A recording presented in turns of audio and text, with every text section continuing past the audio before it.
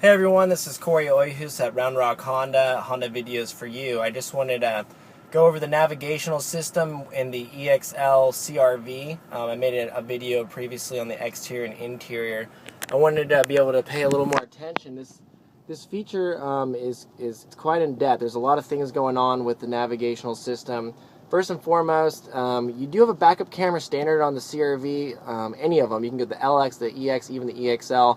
With the navigational screen, it's going to create the backup camera will actually be displayed here instead of here.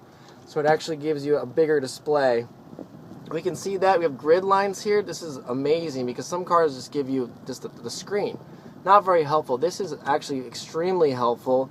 You can guide the parking lanes, or the parking lines, excuse me, with these side lanes. So it's almost like a game. You try to match up these with your parking spot and you go right in. How this works, the dotted line's your bumper. Every line above that is a foot of space. So it's about 3 feet of depth perception here. You do have multiple views. Right now we're just in the normal view. I click that one, I have a wide view. It gives me a little bit more depth perception on both sides so I can see, if I'm in a busy restaurant, I'm backing out the car. I want to see if any cars are coming my way before I just go for it. You do have a top-down view. Make sure there's no, children's bicycles, any small kids, or anything you could potentially you could hit. You look straight down. If you had to set up a tow package or a trailer hitch on this car, it'd be an easy way to line it up. With that said, I just went to reverse. It automatically comes up. Go back to park, goes away. So what we have here right now is just your standard navigational system. Looking at the side buttons, we have a couple options here. First of all, I can guide myself to FM, AM, CD, or AM radio right here at my fingertips. If I click that, it's just going to show me, up here. If I want to hit the audio button, it's going to take me to the audio display. This can be changed a variety of ways. First of all, it's all touchscreen, so I could just hit FM1, see that there, FM2, and so forth. I do have a source button up here. If I want to see all my source options, you see there's quite a few to choose from, your Bluetooth logo, CD player, and whatnot. Like we said, we also have the source button on our steering wheel. If I toggle that, see how it's changing up there? It also changes down here at the same time. So you can see how that works. It's pretty quick. It's a hard drive based navigation, not a DVD, so it's a lot quicker in routing directions and overall user experience.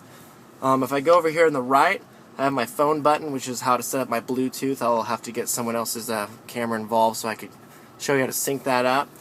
Map guide is your first button option. That's how you immediately go back to your navigation system if you're in any other prompt options. Destination is the next button.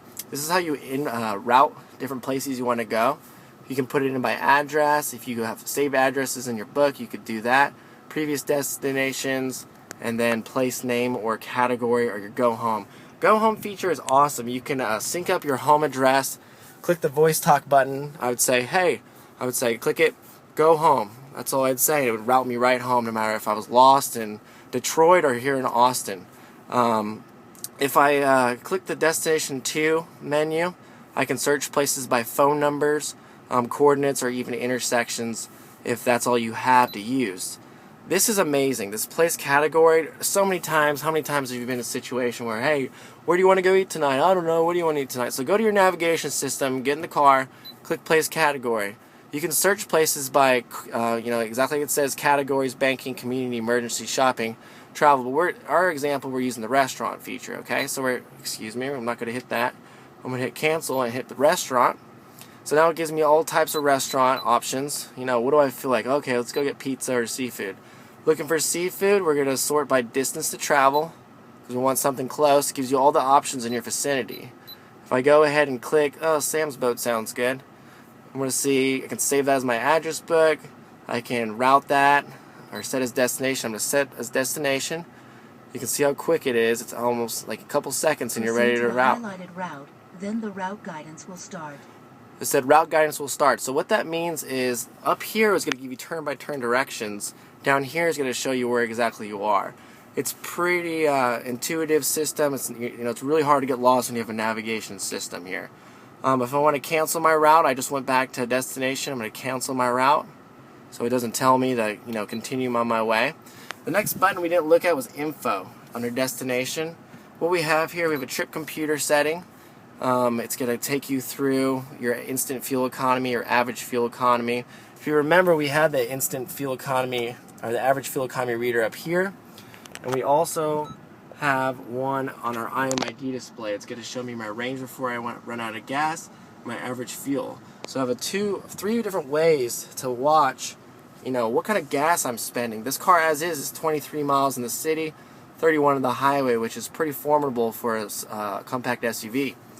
If I see history of trip A, I can see my previous destinations. So if you have your spouse or your friend or your family's driving your car, you'd be like, hey, why'd you get such a bad fuel economy? Well, how are you driving my car? You could bring up that situation, or if you're driving it yourself, you can keep yourself up to date on how what kind of fuel economy you're receiving. Next is traffic incidents. Again, I just hit the info button. I hit traffic incidents, and that's going to give me all the traffic, congestion, or any sort of slow moving, any sort of traffic on the roads.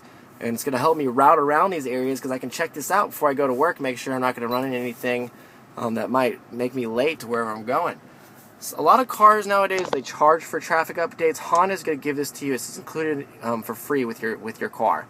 They're not going to charge you for anything that's going to cause you to pay for any of your traffic lists. So it's a nice value distilled with the vehicle.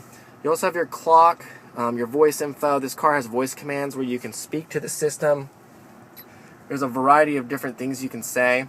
It's all going to do. It's all going to set up in a list format so you can see exactly how to take advantage of all the different controls. So, just for example, navigation, command help. You have climate control help. Basically, you could hit the voice talk button, say, tune XM51. You could tune your radio. You could change your climate just from talking. It helps keep your hands on the steering wheel, your eyes forward. Once you master those technologies. I can always hit my cancel button to go back. There's also a back button on my steering wheel. If I want to click that, it's going to take me back to where I was originally. Additionally, you can zoom in and out of this system, just a click of a button. One thing I always find myself is where's the highway? If you're in a different place, you can use a scroller to scroll over different streets. So you're over here, I'm I think it's west where I'm supposed to go. You could just scroll over, oh, there it is, and you'd be able to route to where you needed to go. Again, I hit cancel. Sends me right back to my original screen.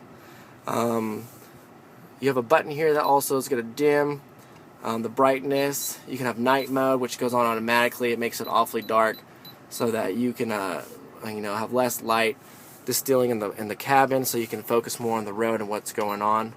Again, I just hit day and night button. I don't know if my phone could pick that up. But I just wanted to give you guys a brief view of the navigation. I know it can be scary and daunting sometimes, all the new technology these days, but I hope this helps out. Thanks again. This is Corey at Round Rock Honda. Honda videos for you.